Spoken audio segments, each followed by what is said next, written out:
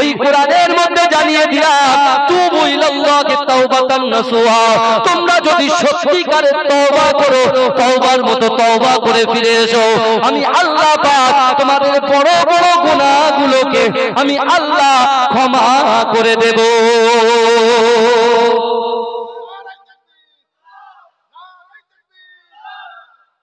জোরে বলা যাবে না সুবহানাল্লাহ? শয়তান আমাদেরকে সঠিক রাস্তা থেকে, সঠিক দিশা থেকে কুপথের দিশা দেখায়, তাই তো নাকি? এই কথা বলেন। শয়তান আমাদের রাস্তাটা কি খারাপ রাস্তা দেখায়, কিন্তু ওই শয়তানের চাউনির মতোই আমাদের নজরটাকেও কিন্তু সংযত রাখতে হবে। কথা ঠিক না ভুল? আপনি দেখবেন বর্তমান সময়ে পরকীয়া, এই পরকীয়া বিষয়টার বিশেষ করে মোবাইলে গোনা, আগে আগে খুললাম বলে এই কথাগুলো বলার দরকার আছে না? নাই কথা বলেন এ বাবাজি, বলেন আছে তো? আগে কেউ যদি লাভ করত, কাউকে ভালোবাসতো, তা মাঝখানে একটা কে থাকতো? এই কথা বলেন। যে চিঠিকে দেয়, পৌঁছে দেয়, পিয়ন লাগতো, বুঝতে পারছেন?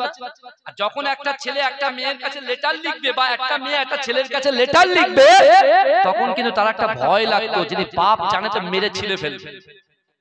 বাপ যদি জানে মেরে ছিঁড়ে ফেলবে, তার উপরে কার কার ভয়?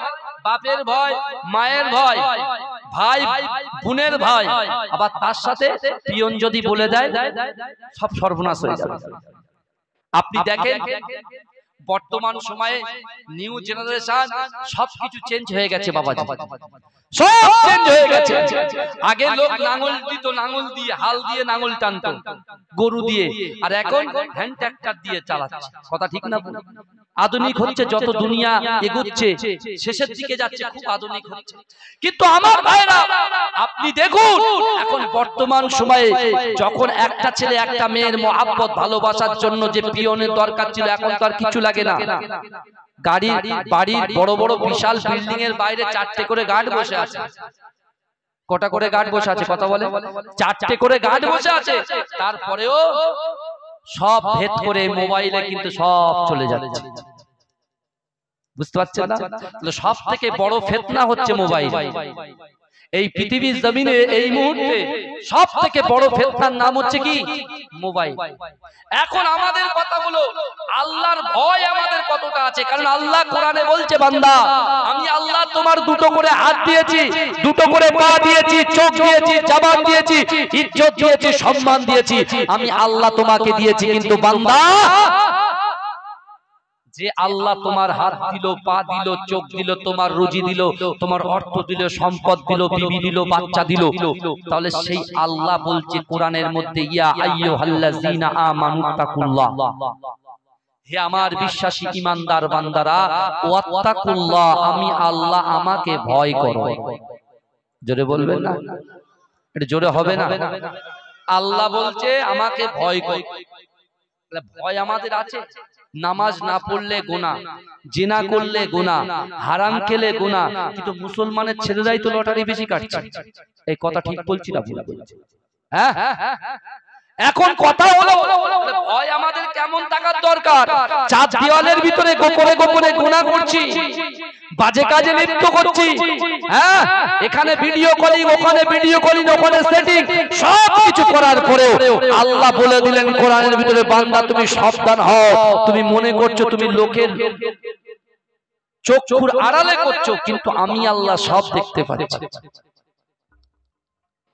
আমার ভাইজানেরা, হে নবী পাকের উম্মত উম্মতিরা, হে নবী দেওয়ানারা, বিশ্ব নবী রাসূলুল্লাহ সাহাবা হযরত ওমর ফারুক রাদিয়াল্লাহু তাআলা আনহু জামানায়, হে যুবকেরা একটু ভালো করে বোঝার চেষ্টা করেন। হযরত ওমর ফারুকের জামানায় একটা যুবক ছেলে ছিল, এত ইবাদত বندگی করত। হে যুবকেরা, দৈনন্দিন 5 ওয়াক্ত নামাজ আদায় করত, আল্লাহর কোরআন তেলাওয়াত করত। হে যুবকেরা, হে নবী পাকের উম্মত উম্মতিরা, ওই যুবক ছেলেটা তার বাড়ির পিতা মাতাকে বড্ড খেদমত করত, বড্ড ভালোবাসত। এই যুবকেরা যখনই টাইম পেত নামাজ কালাম থেকে কোরআন তিলাওয়াতের করবে, যখন কোনো টাইম পেত পিতা মাতাকে খিদমত করত। জোরে বলুন সুবহান। আর মা বাপের দোয়া কারেন্টের মতো কবুল হয়। জোরে বলে, মা বাপের দোয়া কারেন্টের মতো, যেমন সুইচ টিপলে যেমন টপ করে আলু জ্বলে ওঠে, ঠিক তেমনি মা বাপ দোয়া করলে সন্তানের কিসমতকে আল্লাহ চমকে দেন। জোরে বলুন না সুবহান।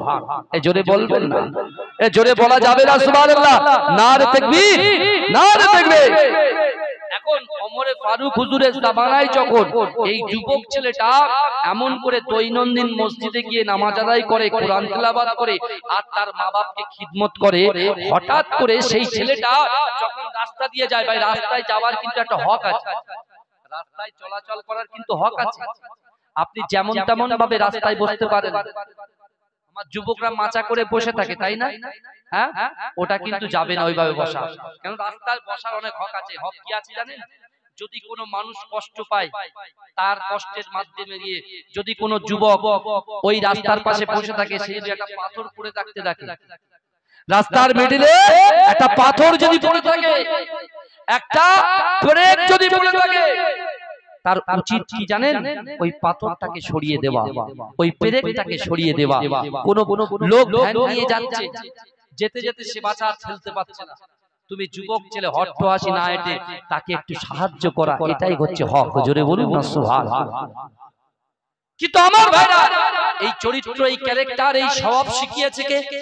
বিশ্ব নবী রাসূলুল্লাহ। জোরে বলুন না সুবহানাল্লাহ। আমাদের নবী শিখিয়েছে। কিন্তু আমার যুবকেরা, যে ছেলেটা নামাজ আদায় করতে যায় তার নজরটা কিন্তু মাটির দিকে থাকে, সে হেঁটে হেঁটে যায়, কিন্তু বিশ্বাস করে একজন ব্যভিচারিণী নারী, একজন মহিলা সেই যুবকের প্রতি এত আসক্ত হয়েছে, তার খাদেমাকে বলছে যে এই রাস্তা দিয়ে একটা যুবক প্রত্যেকদিন নামাজ পড়তে যায়, আমার ইচ্ছা হয় যে ওর সঙ্গে আমি একটা দিন থাকতে আমার খুব ইচ্ছা করে। খাদেমা বলছে কোনো অসুবিধা নেই, টেনশন করছেন কেন? তোমার অনেক পয়সা আছে, অর্থ আছে, হ্যাঁ তোমার সম্পত্তি আছে, কোনো অসুবিধা নেই, ওকে তুমি পেয়ে যাবে। ভালো করে বুঝলে আল্লাহর ভয় কাকে বলে। আজকে বাড়ির পাশে জলসা হচ্ছে, তুমি বাড়িতে বসে বসে মজা নিচ্ছ, তাই না? ঠিক আছে, নাও। একদিন কিন্তু তোমার এই মজা, তুমি মজা যখন নিচ্ছ, একজন দেখছে, কাল কিয়ামতের মাঠে তোমার অবস্থা, তোমার হাল কি হবে? তুমি কোরআন থেকে দূরে সরে যাচ্ছ, হাদিস থেকে দূরে সরে যাচ্ছ, এই মাজলিস থেকে দূরে সরে যাচ্ছ। আর আমার আল্লাহ বলছে, বান্দারে, আমি আল্লাহ পাক রব্বুল আলামিন তোদেরকে ভালোবেসে তৈরি করেছি, জমিন সৃষ্টি করে দিয়েছি, হ্যাঁ ফসল সৃষ্টি করে দিয়েছি, সবকিছু রুজি সবকিছুর মালিক আমি আল্লাহ তোদের জন্য করেছি। আমার হাবিবুল্লাহর ওসিলায় আজকে সেই হাবিবুল্লাহর জলসা হচ্ছে, তোমরা বাইরে ঘুরে বেড়াচ্ছ, সব আল্লাহর কাছে তুলে থাকা। আমার ভাই জানেরা, এ নবী পাকের উম্মত উম্মতিরা, ওই যুবক ছেলেটা এশার নামাজ পড়তে গিয়েছে। এ যুবকরা, এ নবী পাকের উম্মত উম্মতিরা, এ নবী দেওয়ানারা, একটু ভালো করে বোঝার চেষ্টা করে। আল্লাহর বান্দা এশার নামাজ পড়ে বাড়ির দিকে রওনা হয়, কারণ তার বাবা যখন ঘুমায়, তার আব্বা জান যখন ঘুমায়, ছেলে মাথাটা ভালো করে ম্যাসাজ করে দেয়, ভালো করে পাটা টিপে দেয়। ও যুবকরা, এ নবী পাকের উম্মত উম্মতিরা, ওই যুবক ছেলেটা যখন বাড়িতে আসে, ওই ব্যভিচারিণী নারীর খাদিমাটা এমন করে রাস্তার সামনে দাঁড়িয়ে আছে। এ যুবকরা, এ নবী পাকের উম্মত উম্মতিরা, রাস্তার সামনে যখন দাঁড়িয়ে আছে, ওই খাদেমাকে দেখে ছেলেটা মাথা তোলে না। খাদেমা চিটিংবাজি কথাবার্তা বলতে শুরু করেছে যে না না না, আমার বাড়িতে কোনো নারী নাই, আমি এমন করে বয়স্কা নারী, আমার বাড়িতে একটু সমস্যা হচ্ছে, একটা জায়গা থেকে আর একটা জায়গায় স্থানান্তরিত করার জন্য একটা আসবাবপত্রকে সরাতে হবে, তুমি একটু আমাকে সাহায্য করবে। এ যুবকেরা, আল্লাহর ওই বান্দা এমন করে বয়স্ক নারীর আত্মনাদ থেকে তিনি এমন করে সাহায্যের জন্য তিনি এমন করে তার বাড়ি চলে গেলেন। এ যুবকেরা, এ নবী পাকের উম্মত উম্মতিরা, ওই বয়স্ক খাদেমা কি করেছিল? ওই যুবকটাকে যে ঘরের মধ্যে যেই প্রবেশ করেছে, ঘরের দরজাটা বন্ধ করে দিয়েছে।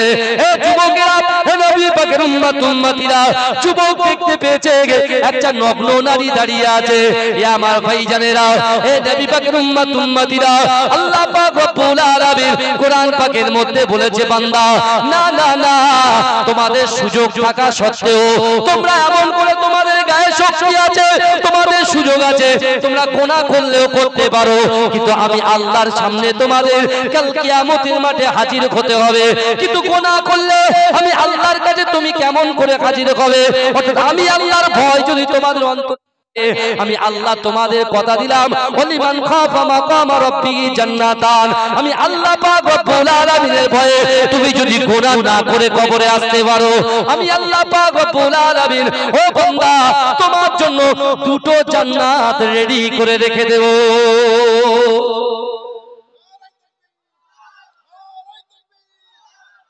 জোরে বলা যাবে না সুবহানাল্লাহ? গুনাহ করার ক্ষমতা আপনার আছে, অর্থ আছে, সম্পদ আছে, সব, কিন্তু ওই টাইমে যদি আপনি চিন্তা করেন যে না, একদিন কিন্তু দুনিয়া ছেড়ে আমাদের চলে যেতে হবে, আর আল্লাহর হাতে তারাজ্জু থাকবে, মিজানের পাল্লা থাকবে, আল্লাহর কাছে আমার হিসাব দিতে হবে, আমি এই গুনাহ ভরা মুখ নিয়ে, ফেস নিয়ে, বডি নিয়ে আল্লাহর দরবারে কেমন করে দাঁড়াবো? আল্লাহ বলছে এরকম ব্যক্তির জন্য যার কলিজার ভিতরে সঠিক ভয়, আল্লাহর ভয় আছে, রাসূলুল্লাহর মহব্বত আছে, আমি আল্লাহ বলছি সে মৃত্যুর পরে তার জন্য দুটো জান্নাত রেডি করে রাখবো। জোরে বলে